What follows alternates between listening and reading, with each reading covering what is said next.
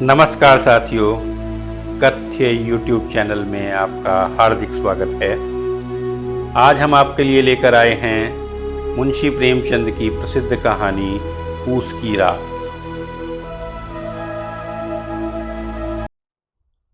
हल्कू ने आकर स्त्री से कहा, सहना आया है, लाओ जो रुपए रखे हैं उसे दे दूं, किसी तरह गला तो छूटे।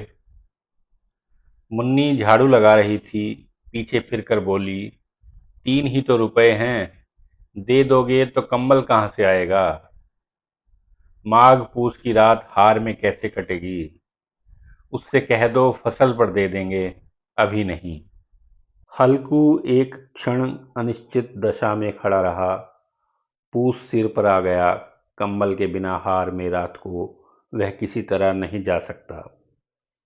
मगर सहना मानेगा नहीं, घुड़कियां जमावेगा, गालियां देगा। बला से जाड़ों में मरेंगे, बला तो सिर से टल जाएगी। यह सोचता हुआ वह अपना भारी भरकम डील लिए हुए, जो उसके नाम को झूठ सिद्ध करता था, स्त्री के समीप आ गया और खुशामद करके बोला, ला दे दे, गला तो छूटे, कंबल के लिए कोई दूसरा उपाय सोचूंगा। मुन्नी उसके पास से दूर हट गई और आंखें तरेरती हुई बोली, कर चुके दूसरा उपाय, जरा सुनू तो, कौन सा उपाय करोगे। कोई खैरात दे देगा कंबल, न जाने कितनी बाकी है जो किसी तरह चुकने ही नहीं आती। मैं कहती हूं तुम क्यों नहीं खेती छोड़ देते, मर मर काम करो, उपज हो तो बाकी दे दो। चलो छुट्टी हुई, बाकी चुकाने के लिए ही तो हमारा जन्म हुआ है। पेट के लिए मजूरी करो, ऐसी खेती से बाज आए। मैं रुपए न दूंगी, न दूंगी। हल्कू उदास होकर बोला, तो क्या गाली खाऊं। मुन्नी ने तड़प कर कहा, गाली क्यों देगा, क्या उसका राज है। मगर ये कहने के साथ ही उसकी तनी हुई भौहें ढीली पड़ गईं। हल्कू के उस वाक्य में जो कठोर सत्य था, वह मानो एक भीषण जंतु की भांति उसे घूर रहा था। उसने जाकर आले पर से रुपए निकाले और लाकर हल्कू के हाथ पर रख दिए। फिर बोली, तुम छोड़ दो अब से खेती, मजूरी में सुख से एक रोटी तो खाने को मिलेगी, किसी की धौंस तो न रहेगी। अच्छी खेती है, मजूरी करके लाओ, वह भी उसी में झोंक दो, उस पर भी धौंस। हल्कू ने रुपए लिए और इस तरह बाहर चला मानो अपना हृदय निकाल कर देने जा रहा हो। उसने मजूरी से एक एक पैसा काट कपट कर 3 रुपए कंबल के लिए जमा किए थे। वह आज निकले जा रहे थे। एक एक पग के साथ उसका मस्तक अपनी दीनता के भार से दबा जा रहा था। पूस की अंधेरी रात, आकाश पर तारे भी ठिठुरते हुए मालूम होते थे। हल्कू अपने खेत के किनारे ऊख के पत्तों की एक छतरी के नीचे बांस के खटोले पर अपनी पुरानी गाढ़े की चादर ओढ़े पड़ा कांप रहा था। खाट के नीचे उसका संगी कुत्ता जबरा पेट में मुंह डाले सर्दी से कूं कूं कर रहा था। दोनों में से एक को भी नींद न आती थी। हल्कू ने घुटनियों को गर्दन में चिपकाते हुए कहा, क्यों जबरा, जाड़ा लगता है। कहता तो था घर में पुआल पर लेट रहे, तो यहाँ क्या लेने आए थे। अब खाओ ठंड, मैं क्या करूं। जानते थे मैं यहाँ हलवा पूरी खाने आ रहा हूं, दौड़े दौड़े आगे आगे चले आए, अब रो नानी के नाम को। जबरा ने पड़े पड़े दुम हिलाई और अपनी कूं को दीर्घ बनाता हुआ एक बार जम्हाई लेकर चुप हो गया। उसकी श्वान बुद्धि ने शायद ताड़ लिया, स्वामी को मेरी कूं से नींद नहीं आ रही है। हल्कू ने हाथ निकालकर जबरा की ठंडी पीठ सहलाते हुए कहा, कल से मत आना मेरे साथ, नहीं तो ठंडे हो जाओगे। यह राण पछुआ न जाने कहां से बर्फ लिए आ रही है। उठूं, फिर एक चिलम भरूं, किसी तरह रात तो कटे। 8 चिलम तो पी चुका। ये खेती का मज़ा है। और एक एक भगवान ऐसे पड़े हैं जिनके पास जाड़ा जाए तो गर्मी से घबरा कर भागे। मोटे मोटे गद्दे, लिहाफ, कम्बल। मजाल है जाड़े का गुजर हो जाए। तकदीर की खूबी, मजूरी हम करें, मजा दूसरे लूटें। हल्कू उठा, गड्ढे में से जरा सी आग निकालकर चिलम भरी। जबरा भी उठ बैठा। हल्कू ने चिलम पीते हुए कहा, पिएगा चिलम? जाड़ा तो क्या जाता है, जरा मन बदल जाता है। जबरा ने उसके मुंह की ओर प्रेम से छलकती हुई आंखों से देखा। हल्कू, आज और जाड़ा खा ले, कल से यहां पुआल बिछा दूंगा, उसी में घुसकर बैठना, तब जाड़ा न लगेगा। जबरा ने अपने पंजे उसकी घुटनियों पर रख दिए और उसके मुंह के पास अपना मुंह ले गया। हल्कू को उसकी गर्म सांस लगी। चिलम पीकर हल्कू फिर लेटा और निश्चय करके लेटा कि चाहे कुछ हो, अब की सो जाऊंगा। पर एक ही क्षण में उसके हृदय में कंपन होने लगा। कभी इस करवट लेटता, कभी उस करवट, पर जाड़ा किसी पिशाच की भांति उसकी छाती को दबाए हुए था। जब किसी तरह न रहा गया तो उसने जबरा को धीरे से उठाया और उसके सिर को थपथपाकर उसे अपनी गोद में सुला लिया। कुत्ते की देह से न जाने कैसी दुर्गंध आ रही थी, पर वह उसे अपनी गोद में चिपटाए हुए ऐसे सुख का अनुभव कर रहा था जो इधर महीनों से उसे न मिला था। जबरा शायद यह समझ रहा था कि स्वर्ग यही है, और हल्कू की पवित्र आत्मा में तो उस कुत्ते के प्रति घृणा की गंध तक न थी। अपने किसी अभिन्न मित्र या भाई को भी वह इतनी ही तत्परता से गले लगाता। वह अपनी दीनता से आहत न था जिसने आज उसे इस दशा को पहुंचा दिया।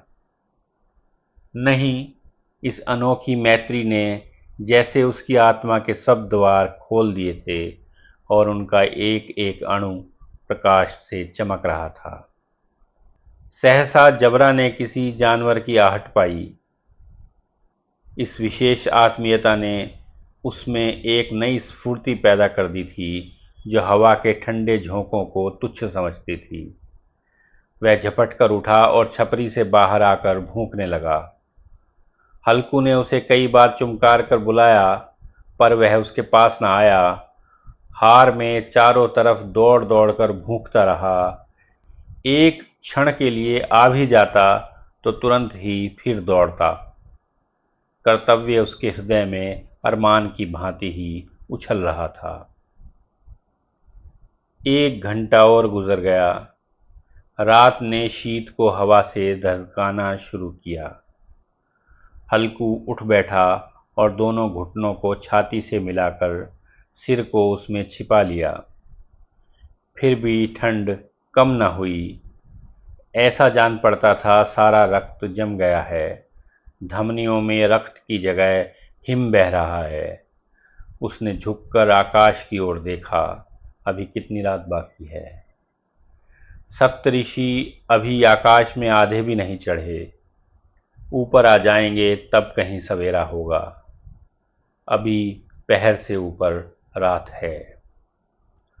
हल्कू के खेत से कोई एक गोली के टप्पे पर आमों का एक बाग था। पतझड़ शुरू हो गई थी।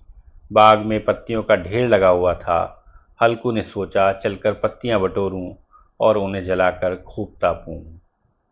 रात को कोई मुझे पत्तियां बटोरते देख तो समझे कोई भूत है। कौन जाने कोई जानवर ही छिपा बैठा हो, मगर अब तो बैठे नहीं रहा जाता। उसने पास के अरहर के खेत में जाकर कई पौधे उखाड़ लिए और उनका एक झाड़ू बनाकर हाथ में सुलगता हुआ उपला लिए बगीचे की तरफ चला। जबरा ने उसे आते देखा तो पास आया और दुम हिलाने लगा। हल्कू ने कहा, अब तो नहीं रहा जाता जबरू, चलो बगीचे में से पत्तियां बटोर कर तापें। टाँठे हो जाएंगे तो फिर आकर सोएंगे, अभी तो बहुत रात है। जबरा ने कूं कूं करके सहमति प्रकट की और आगे आगे बगीचे की ओर चला। बगीचे में खूब अंधेरा छाया हुआ था और अंधकार में निर्दय पवन पत्तियों को कुचलता हुआ चला जाता था। वृक्षों से ओस की बूंदें टप टप नीचे टपक रही थीं। एकाएक एक झोंका मेहंदी के फूलों की खुशबू लिए हुए आया। हल्कू ने कहा, कैसी अच्छी महक आई जबरू, तुम्हारी नाक में भी तो सुगंध आ रही है। जबरा को कहीं जमीन पर एक हड्डी पड़ी मिल गई थी, उसे चिचोड़ रहा था। हल्कू ने आग जमीन पर रख दी और पत्तियां बटोरने लगा। जरा देर में पत्तियों का ढेर लग गया। हाथ ठिठुरे जाते थे, नंगे पांव गले जाते थे और वह पत्तियों का पहाड़ खड़ा कर रहा था। इसी अलाव में वह ठंड को जलाकर भस्म कर देगा। थोड़ी देर में अलाव जल उठा। उसकी लौ ऊपर वाले वृक्ष की पत्तियों को छू छू कर भागने लगी। उस अस्थिर प्रकाश में बगीचे के विशाल वृक्ष ऐसे मालूम होते थे मानो उस अथाह अंधकार को अपने सिरों पर संभाले हुए हों। अंधकार के उस अनंत सागर में यह प्रकाश एक नौका के समान हिलता मचलता हुआ जान पड़ता था। हल्कू अलाव के सामने बैठा आग ताप रहा था।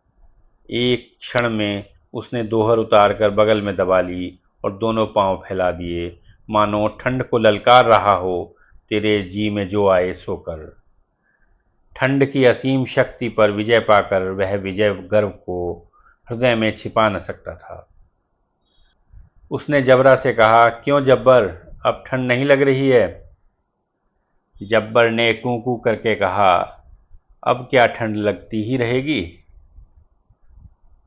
पहले से यह उपाय न सूझा, नहीं इतनी ठंड क्यों खाते? जब्बर ने पूंछ हिलाई। अच्छा आओ इस अलाव को कूद कर पार करें, देखें कौन निकल आता है। अगर जल गए बच्चा तो मैं दवा न करूंगा। जब्बर ने उस अग्नि राशि की ओर कातर नेत्रों से देखा। मुन्नी से कल न कह देना, नहीं तो लड़ाई करेगी। ये कहता हुआ वह उछला और उस अलाव के ऊपर से साफ निकल गया। पैरों में जरा लपट लगी, पर वह कोई बात न थी। जबरा आग के गिर्द घूमकर उसके पास आ खड़ा हुआ। हल्कू ने कहा, चलो चलो, इसकी सही नहीं, ऊपर से कूद कर आओ। वह फिर कूदा और अलाव के इस पार आ गया। पत्तियां जल चुकी थीं। बगीचे में फिर अंधेरा छा गया था। राख के नीचे कुछ कुछ आग बाकी थी, जो हवा का झोंका आ जाने पर जरा जाग उठती थी, पर एक क्षण में फिर आंखें बंद कर लेती थी। हल्कू ने फिर चादर ओढ़ ली और गर्म राख के पास बैठा हुआ एक गीत गुनगुनाने लगा। उसके बदन में गर्मी आ गई थी, पर ज्यों-ज्यों शीत बढ़ती जाती थी, उसे आलस्य दबाए लेता था।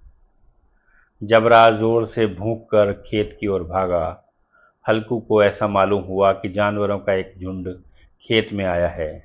शायद नील गायों का झुंड था। उनके कूदने दौड़ने की आवाजें साफ कान में आ रही थीं। फिर ऐसा मालूम हुआ कि खेत में चर रही हैं। उनके चबाने की आवाज चर चर सुनाई देने लगी।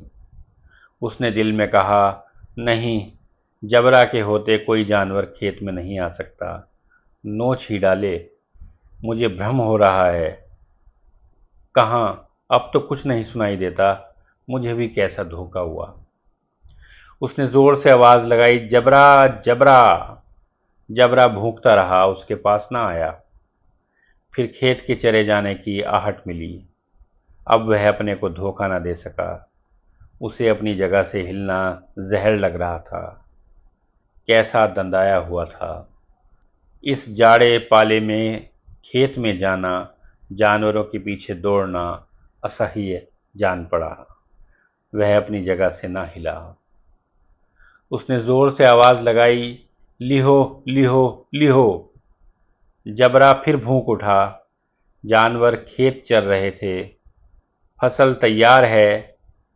कैसी अच्छी खेती थी, पर ये दुष्ट जानवर उसका सर्वनाश किए डालते हैं।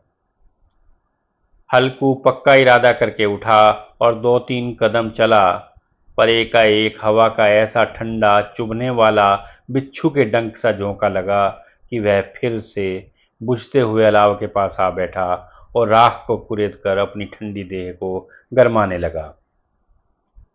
जबरा अपना गला फाड़ डालता था, नीलगायें खेत का सफाया किए डालती थीं और हल्कू गर्म राख के पास शांत बैठा हुआ था।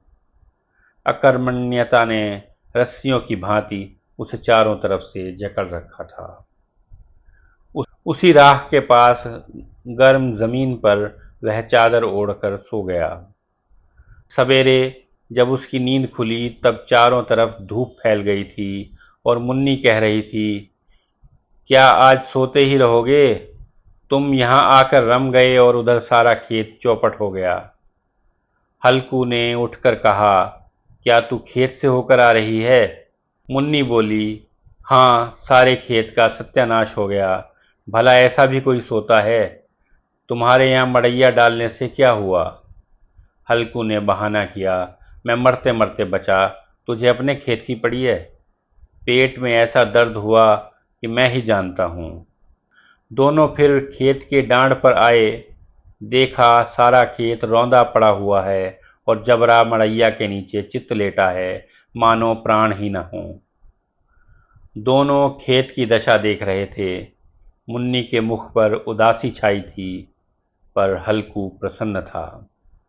मुन्नी ने चिंतित होकर कहा, अब मजूरी करके मालगुजारी भरनी पड़ेगी। हल्कू ने प्रसन्न मुख से कहा, रात को ठंड में यहाँ सोना तो न पड़ेगा। आपको ये कहानी कैसी लगी हमें ज़रूर बताइएगा, और यदि आपको हमारे इस चैनल की सामग्री पसंद आती है तो इसे सब्सक्राइब करें, अपने मित्रों के साथ शेयर करें और अपनी कीमती राय से हमें अवगत कराएं। फिर मिलते हैं किसी और कहानी के साथ। शुक्रिया।